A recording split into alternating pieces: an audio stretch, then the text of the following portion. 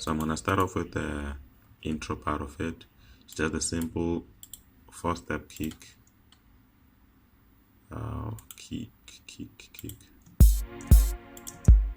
A simple 4-step kick, and then 4-step pad to layer the kick, then a pad. For the pad, this is the scale that I used, minor 9th. Actually, minor chord, yeah. So that's all.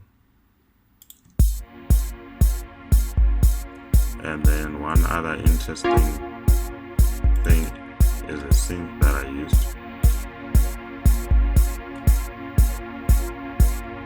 Still is the minor 9. And then for the vocal chop, I'm gonna show you what I did. So I get a lot of requests, people asking me to send them vocal chops, and I never have a folder of vocal chops from anywhere. I just use the default FL packs folder, pick any vocal that I like, drop it on the playlist, and then chop it, make it sound unique, tweak it, tweak the pitch, and add effects on the mixer. As you can see, there's really a lot going on here. There's a lot going on, as you can see. And I do all of this to achieve a sound that I want and make it different from what is here, so that it sounds very unique. So that's how it sounds after everything. And I'm gonna show you what I did now. Since I'm gonna introduce my bass here, the pads are now changing from simple minor 9th, and then I added an A5 note there in E6 and a C#5.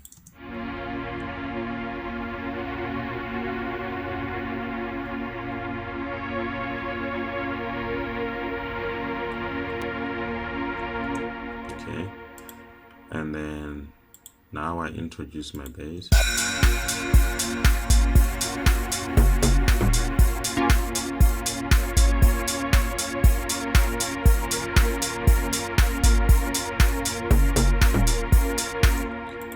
So that bass, the presets is just a simple log drum.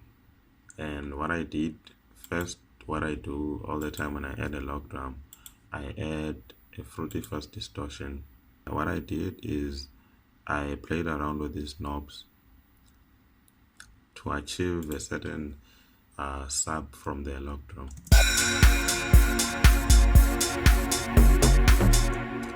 So if I was to use an ordinary log drum, this is what I was gonna have.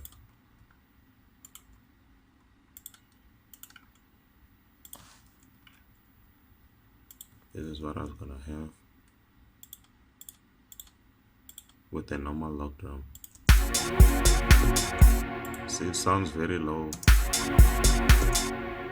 and not audible, but then I added the distortion, played around with these knobs. Then I added this bassline button.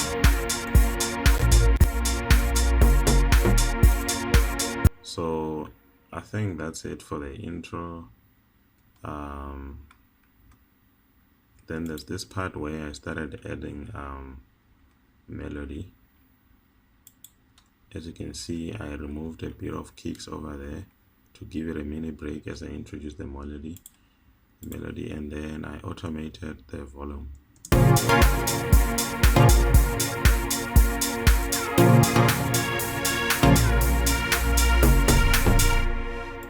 Then there's this other pad I use from the GMS.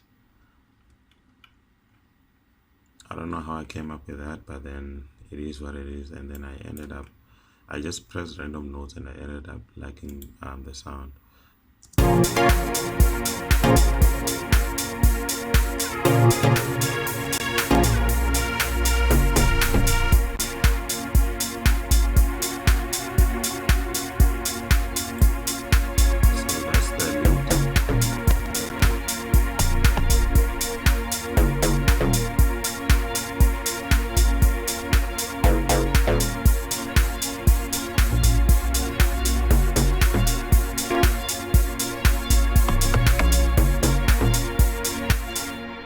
So there's really a lot that's happening over here. The song sounds simple, but there's really a lot that's going on. As you can see, I automated my log drum. So remember the knobs I was talking about from the log drum to make it sound interesting. These knobs are actually slowly moving, because if I can press a key now,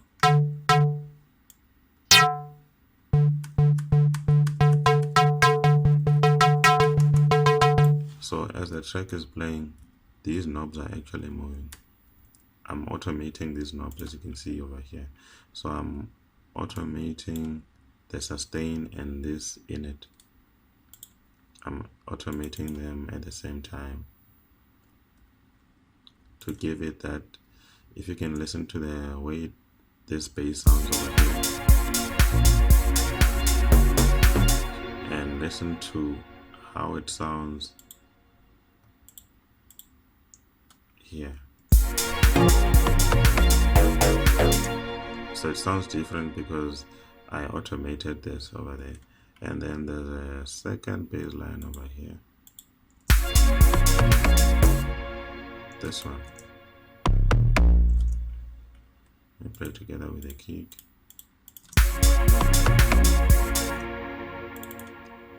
Same log drum, but then I made different settings over here.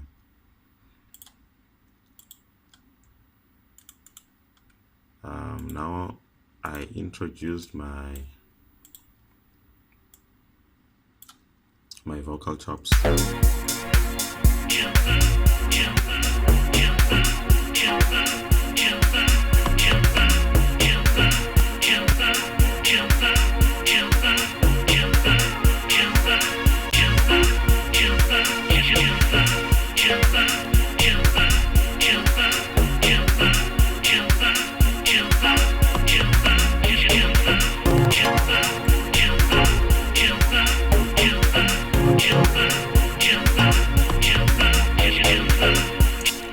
As you can hear, like there's variation on the bass line. So I think I've showed you a lot on the track, but then with regards to track arrangement, if some of you are still struggling, just notice that the song is constant throughout the first 16 bars. Then you can introduce your bass on the 17th mark. Make it sound a bit constant with a little variation there and there with a synth. As you can see, there's a synth. And then on the mark of 33, you can add some hi-hats. These are hi-hats that I introduced over here. And then somewhere around 3 minutes, you can start having your break.